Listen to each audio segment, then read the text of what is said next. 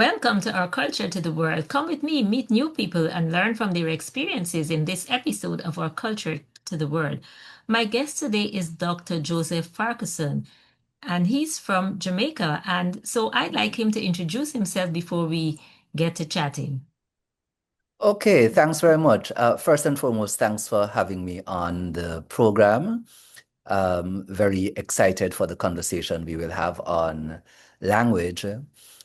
So as you said, I am Joseph Farquharson. I'm a senior lecturer in the Department of Language, Linguistics and Philosophy at the Mona campus of the University of the West Indies. I am the coordinator of the Jamaican Language Unit, which is a language planning and language advocacy unit located in the Department of Language, Linguistics and Philosophy. My research area is largely contact languages, which would include languages like Jamaican, Creolese from Guyana, Vinci, Trini, and so on and so forth. But I also do lexicography, which has to do with the compilation and study of dictionaries. So that's me in a nutshell. Okay, good. Thank you so much. And I'm so happy to have you. And let's talk, language. I had a professor when I was in doing my undergraduate at university, and he used to say, um, linguistics is life, language is life, and it's part of our culture. So tell me about the linguistic situation in Jamaica. Okay, so he was correct. Linguistics is life.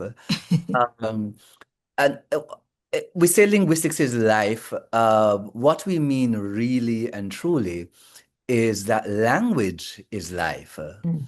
And because linguistics is the study of language, then some of that vitality, um, rubs off onto linguistics. But language is life because without language, human beings would not have made the sort of leaps and bounds that we have, because so much of what we have been able to achieve as a species, so much of what we do is exactly because of language, because we can pass on very specific messages to one another, because we can pass on culture. So it's not about just doing something once, but we can also do it and document it and tell somebody else about it. And that somebody can go on and build the same thing that we built, or build Mhm. something similar. Um, and then for all of our cultural traditions, the way we dress, the way we enjoy ourselves, the foods we eat, the medicinal Mhm. products that we use, all of that knowledge is encapsulated in language and is passed on in language. So language is really the vehicle of culture, meaning the way of life of a people, how people interact with each other, interact with their environment.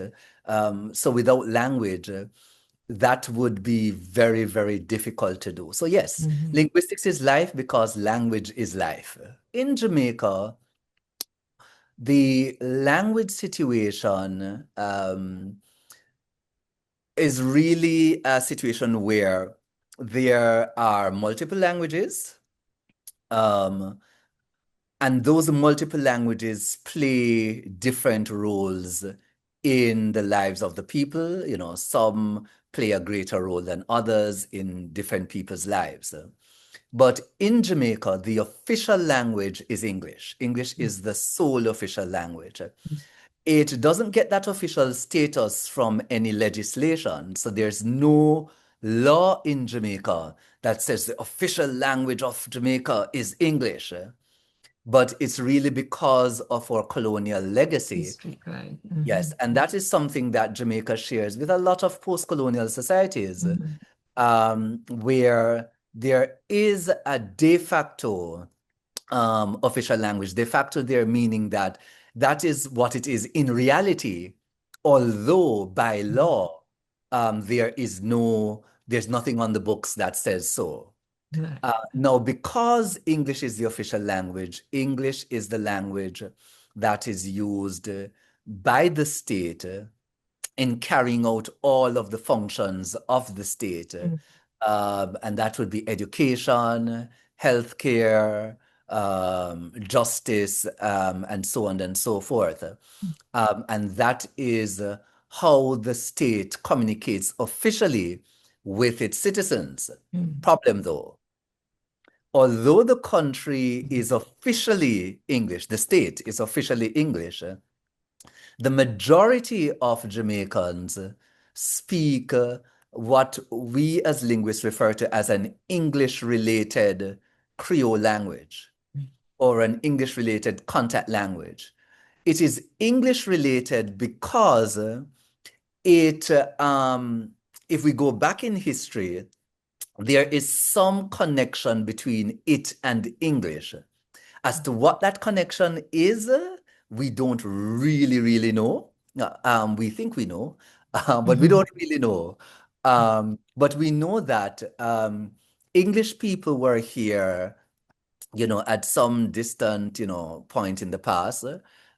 They came as settlers and colonizers. They brought in enslaved Africans to work on plantations. And those enslaved Africans came from different ethno-linguistic groups um, across the African continent, stretching from, Senegal, the Senegambia region, over in the west, way down probably to the tip of Southern Africa. And so it's really a large area right. over the centuries that the trade in enslaved Africans was carried on, and definitely plantation slavery. Um, Added to that too is that the English settlers came from different parts of the British Isles. And so you have different dialects of English coming into one space, and you have different African languages, Languages, right. different dialects of those African languages Mhm, coming into one space. There's a more complicated story too, because Jamaica doesn't develop in isolation. Jamaica develops sociopolitically and linguistically on the back of colonies that were formed before. So places like St. Kitts and Nevis, such as Barbados, Suriname, and colonists and enslaved Africans came in the middle of the 1600s, from the third quarter of the 1600s, and beyond. They came over to set up shop in Jamaica, and they came with something already forming. And in fact, what the evidence suggests is that what they came with wasn't something that was loose and in flux, but seem to have been set enough that right throughout not only the Caribbean but the Atlantic region, all of the English related Creoles seem to be related. And it's that start, that beginning that we're looking at. So Jamaica doesn't emerge in isolation, but comes out of that, we could say, territory hopping that the the colonists were colonies. doing in those early days, bringing along the enslaved people. And so they came with the language, or what was forming. As to how it spread, the understanding is that those enslaved Africans who had already been seasoned in places like St. Kitts, Barbados, Suriname, Suriname. Mhm. would have been placed in positions of responsibility. And so those new Africans coming in would have learned the speech from those seasoned Africans. Okay. Yes, makes sense. Yes, yes, yes, yes, yes. And So what exists in Jamaica now? Like you said, you English as the official language and English related Creole, but then you said, you did say multiple languages, right? Multiple Okay. language, multiple African languages. So if we take, for example, the British Isles, I said multiple dialects of English came Mm, along. So when a right. lot of people think about the English Creoles in the Caribbean and in the Atlantic region, they think about Standard English because these languages are supposedly broken versions of Standard English. Yes, No, yes. no. Looking at Standard English is the wrong place. They are not versions of Standard English. So, Right. when you get practically throughout the region, when you get people pronouncing th like in think um, and thin as t, so think Mhm. and tin. Thing. And when you Hmm. get them pronouncing the as in them and those and the as d, that is not a broken down version of Standard English. That is because there are dialects of English that Hmm. do that. And so our ancestors really learned and copied correctly what they heard in their environment. Um, and that also comes with words, phrases, and expressions. So the other day I was having a conversation with somebody who I'm sure you know, Professor Hubert Devonish. We were having a conversation on um, pull foot. When you Hmm. say somebody pull foot fee, them pull Hmm. foot fee, let's say Georgetown, or the Hmm. pull foot fee Mobe, meaning that they they went hastily, they hurried Hmm. to, and Hmm. it does suggest running, but it's really that they moved Quickly. expeditiously, Hmm. quickly Right. Hmm. to get to that place. That comes from dialects of English. So, I went to Joseph Wright's English Dialect Dictionary, and there you have pull foot under the entry for pull, because we got that from them. So some of the things we have, they come from these dialects of English, and many times those expressions, those words, those features have died out in England, but we have preserved them. Right, Yeah? that's interesting, yeah, because like it is interesting how the archaic forms are retained Are in retained. in the former colonies because it's similar in Latin America with Spanish. With Spanish. There's some forms that still exist that are not used Anymore in, in in Spain, Spain. Yeah. so it's very it's interesting how we tend to retain those in The older forms. So I'll tell you another story, and this time of names. So up to possibly the 1800s, um, there was a set of day names derived from the Akan people who have their main, location in what is modern day Ghana. Mhm. And these day names are so called because children are named based on their gender and based on the day of the The week on which they birth. are born. Mhm. Mhm. And so, a male born on Sunday is called Kwashi, a female born on Sunday is Mhm. called Kwashiba. Now, of course, we took them over in the 17th century. And of course, Akan has moved on. So if you hear the names in modern day Akan, they sometimes sound very different from the names we are used to. Mhm. Now, in my PhD work, I did a reconstruction of the names.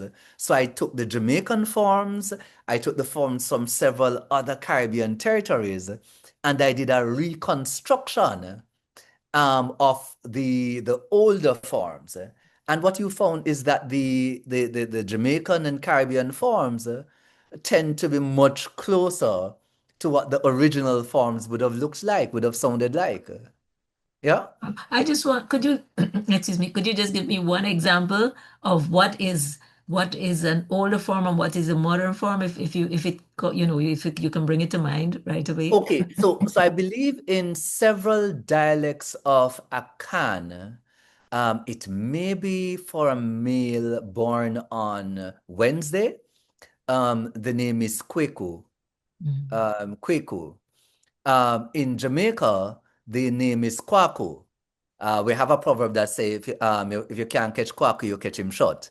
If you can't catch Kwaku, Mm-hmm. you catch Mm-hmm. his shirt. Right. Um, when you reconstruct the older Akan form, it looked so when you put all of the evidence together about how the Akan language changed, what became what, and so on, you are looking at the Jamaican form.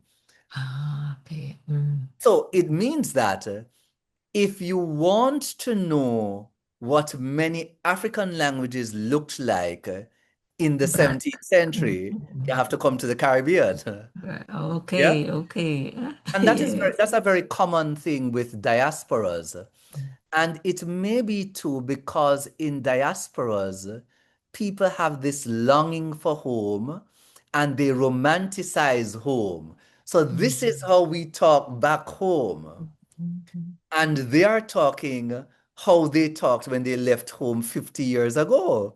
But the Right. people at home have long past that. Right. No longer speak Yeah. like Yeah. that. So it's a very common thing when it comes on to diasporas, for diasporas to preserve forms, older forms, whereas the home community has moved beyond that. Let's talk in a little more. Let's talk in a little more detail about the Jamaican language, about its history. I mean, you have touched on it, like how it came about, but maybe if you could go into it a little more, and Mm.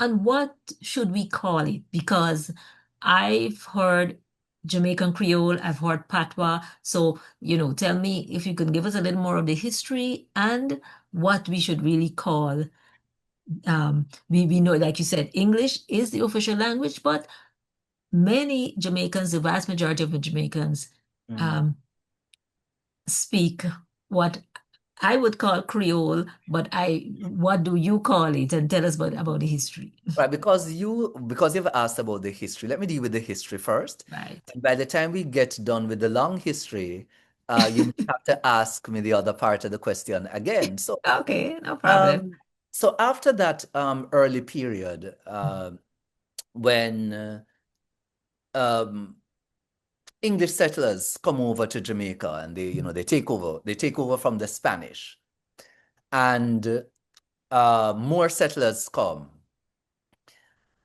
We have in those early days already a sort of geographical or what linguists call dialectal distinction emerging. And so you could tell where people come from, you know, based on what forms they were using. So in Jamaica, we have a little word, which is used before a verb to indicate that the activity is ongoing, Progressive, right. continuous, is in Right, progress, etc. right. So you say, me a talk, Right. cook, me a hmm laugh, and so on. That the older form of it is da. So in 17th century Jamaica, they would have said me da talk or me da walk, me da laugh. Now that form da very likely comes from Barbados and St. Kitts. Yeah. Right. And so we can and that form exists, or at least in a previous time, existed pretty much from the middle to the eastern part of the island.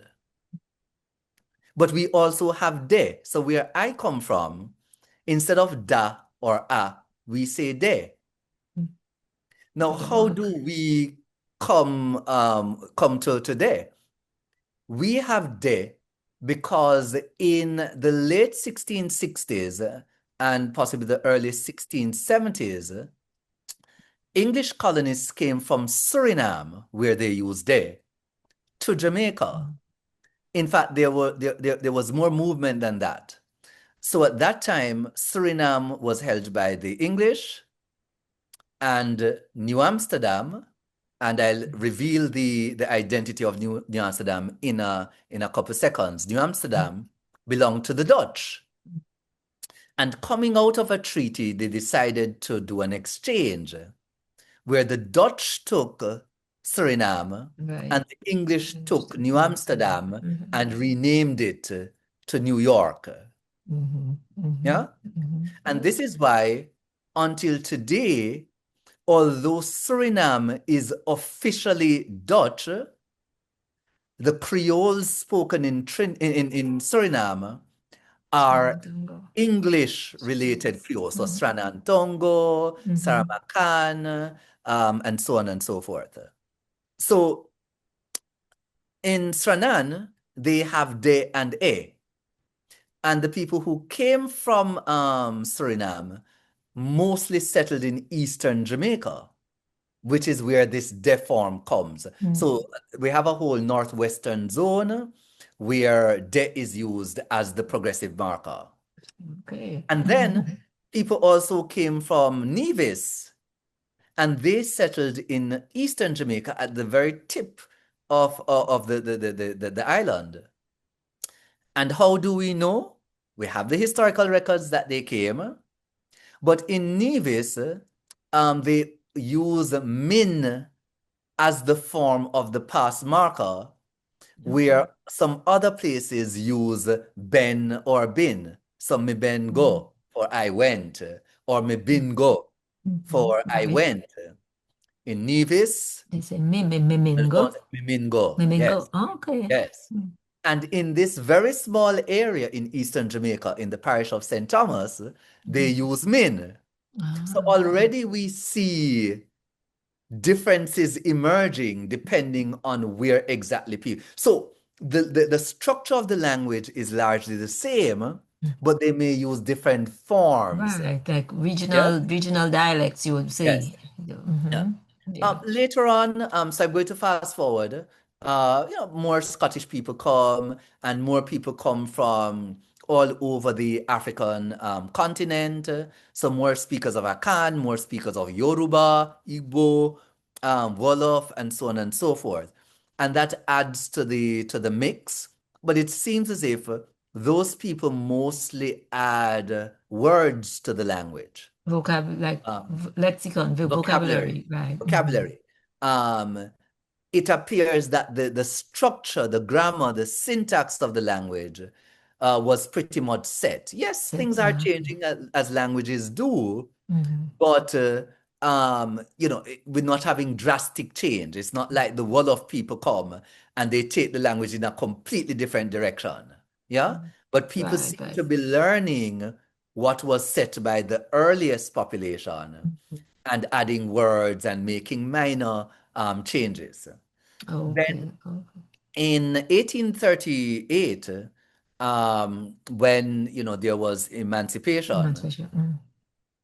um, enslaved Africans left the plantation, most of them. Right. And Same in thing in Jamaica, Guyana. yep, in Jamaica, they went to the hilly interior. And so what you have now is the language spreading out across the island, but also different enclaves developing.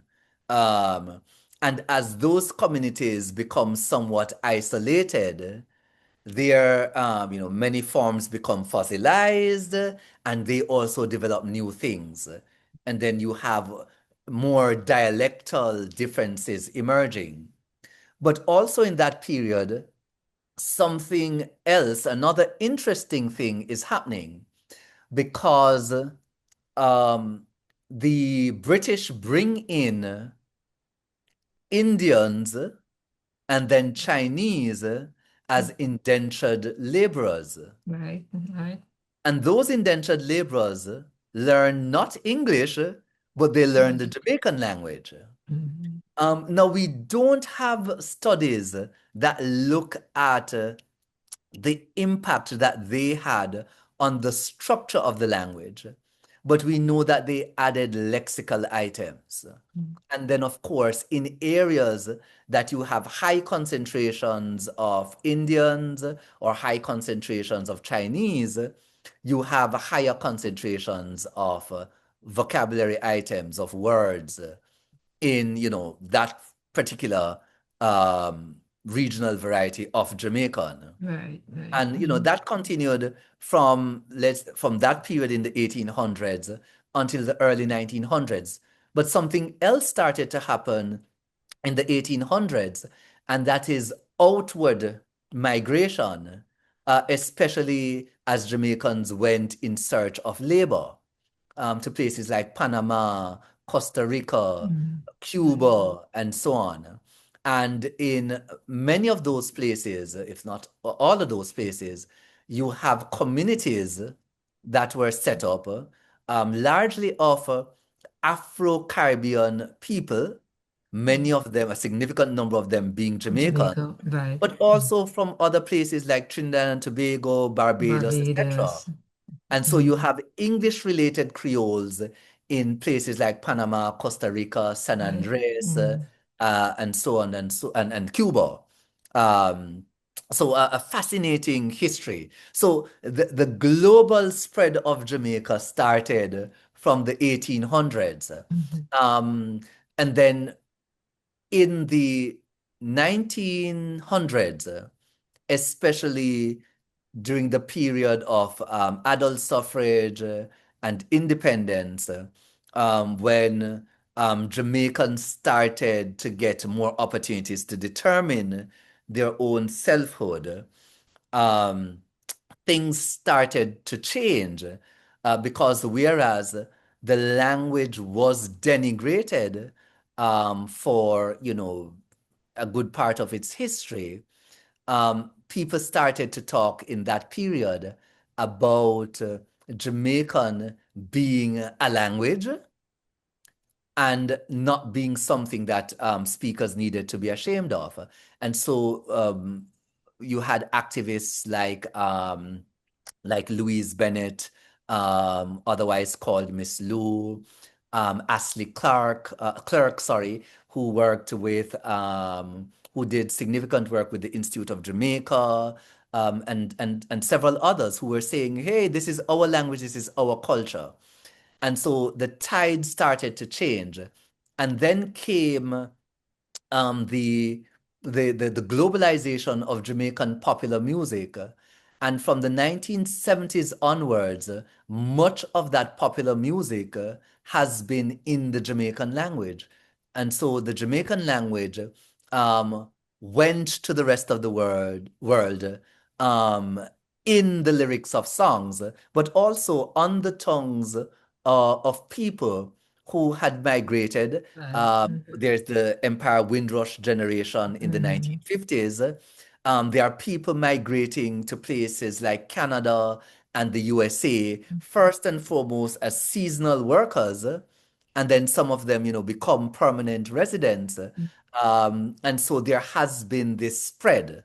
Um, uh, uh, Today now, the Jamaican language is well known all across the world. If people don't know it, meaning that they know and speak it, they know of it, Of it, and that it right? comes from Jamaica. So what to Mhm. call it? Okay, let's tune in next week to get the answer to that question. This is just part one. So, what do Jamaicans speak? Do we call their language? What should we call their language?